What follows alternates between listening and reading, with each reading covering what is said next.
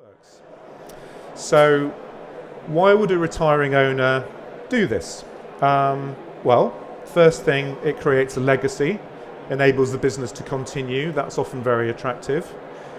Retiring owner can realise the value that they've built up. Usually that's extremely important.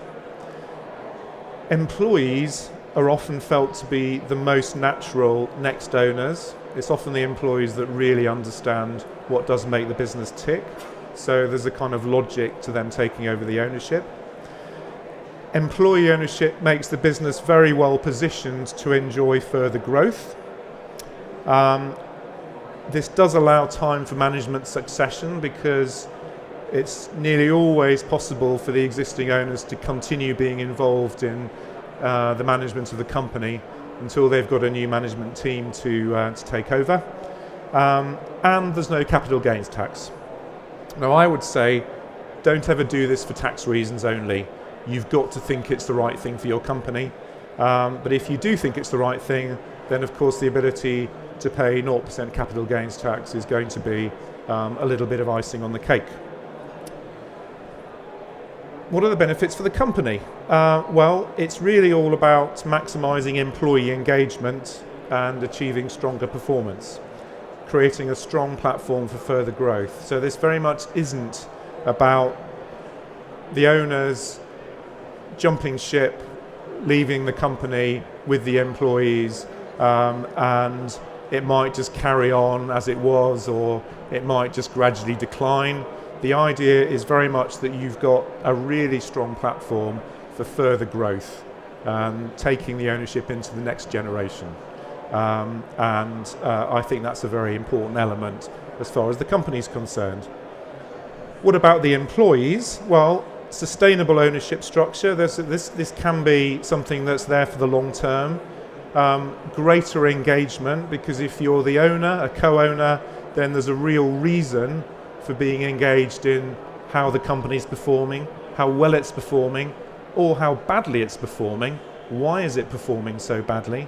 Often the answer to that question, to a large extent, lies with the employees. If you can tease out that information, that can help solve a lot of problems. And of course then, once the owners have been paid off, then profits go or can go to the employees after retaining what you need for reinvestment and working capital.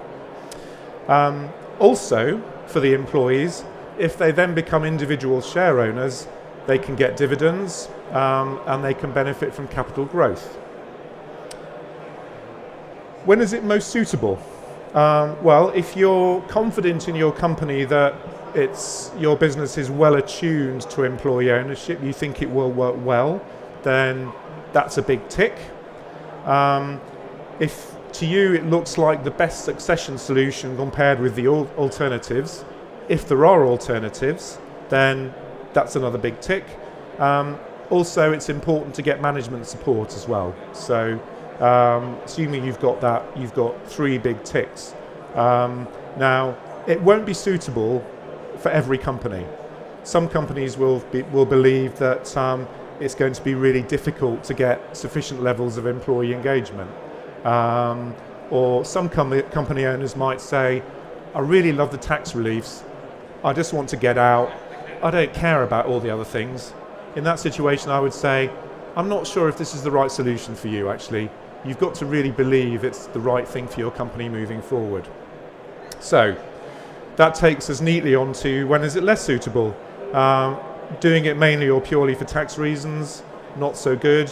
If there's insufficient cash, present and future, to fund the purchase price, then that's going to be a challenge as far as the selling shareholders are concerned.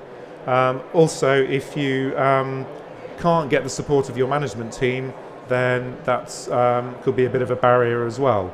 I would say, well, maybe in that situation, if you really, despite that, still think it's the right solution, then you might want to think about making some changes to the management team.